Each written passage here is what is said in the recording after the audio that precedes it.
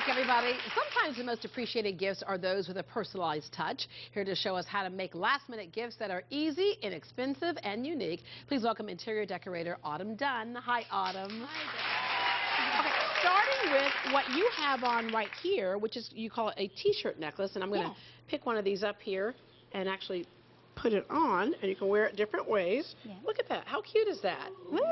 Love that idea. Very, very cute. Okay, so show us how to start. Oh, it's very simple. You take an old T-shirt, and what you're going to want to do, and Deborah, I'll let you do it so everyone can see how easy it is. Okay. What you're going to want to do is you're going to want to cut the bottom. bottom. Now, what are you saying? You'll let me do it since you want to show everybody how easy it is? It is really.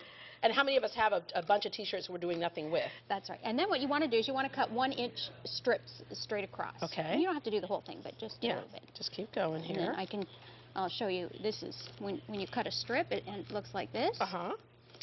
And then what you want to do is you just want to pull it. Okay. Simple, very easy. So you pull it all the way around, and it ends up looking like this. And you do a few of those.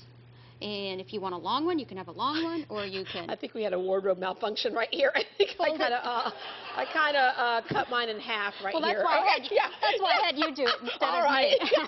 No, I get it now. Yeah, okay. Yes. So then it ends up looking like this once you pull the T-shirt.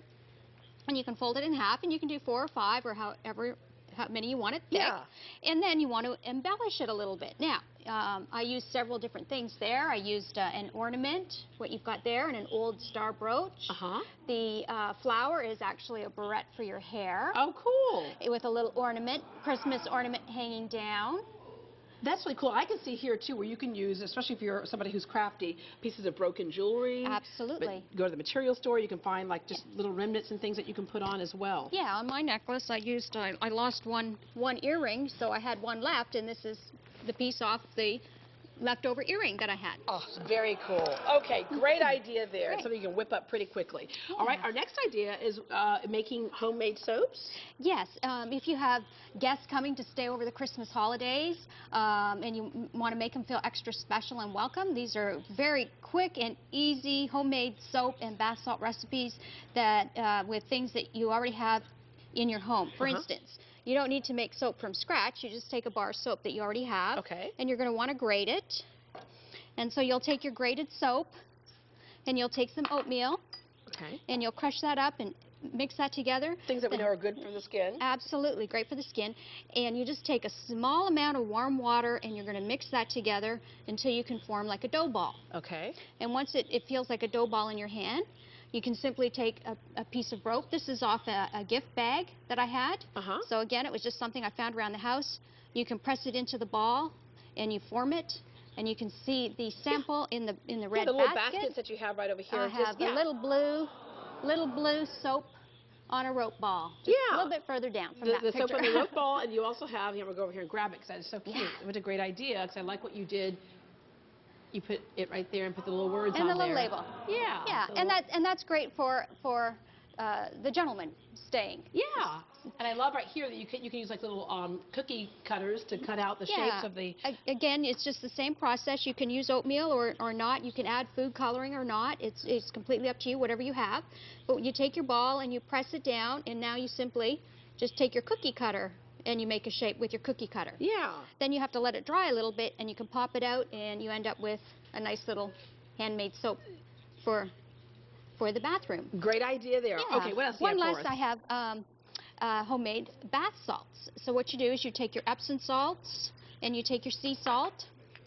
You mix it together. You add a little essential oil if you want or not. And again, you can add food coloring or not. The essential oil is great because you can have lavender or whatever. It's all soothing kinds, things peppermint, for bath time. everything. Yes, and it's wonderful. You mix it all together, and then you end up with the bath salts. You put it in a nice little container. That's just a little wine bottle I had, and I filled it up with the bath salts and printed a little label off the computer. Yeah. Don't get rid of your wine bottles. No. Because you can recycle those as well. Yes. And you have one last thing over here that we wanted to show folks. Yes, hostess gifts. You're invited to a last-minute party, and you want to take a little gift. Well, if your hostess has a pet, why not make a little dog cookies for the pet? Oh, that's a great idea. Yeah, whenever you make something for someone's pet, they just love it. So here's a real easy, quick, simple recipe. You take whole wheat flour and cream of wheat cereal, And all these recipes are online too, with all the safe for ingredients. animals. Yeah. Very natural and whole and dry powder. And 1 small jar of baby food. And you put that in, you stir it, you mix it together. It'll form a ball. You're going to roll it out, and then press with your cookie cutter, and you're going to make shapes with your cookies. And I love what you did right here with the little baggie here with the little paw prints on it, and you had with the recipe on there. I put the recipe and the ingredients, so then if the hostess wants to make more for their pet, they can.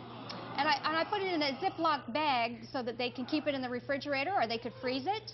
But you know that isn't going to look good just like that. So you can take a little tote, canvas tote, and I stenciled with the Simply Spray fabric paint that you can pick up at the... a little doggy there. And I just made a little stencil out of an old file folder. You put it on your bag and you spray it, and there you go. And there you go. And the same with the hand towels. I just personalized the hand towels with another stencil, and I used that spray paint again. All right. It's wonderful paint. Great ideas. Thank you so much. Thank you. Great. And you can find instructions for these great gift ideas on our website, greatdayhouston.com. I'm going to take you home and keep you. No. All right, when we come back, Gifts from the Heart. Find out what these ladies are doing for charity. Stay tuned.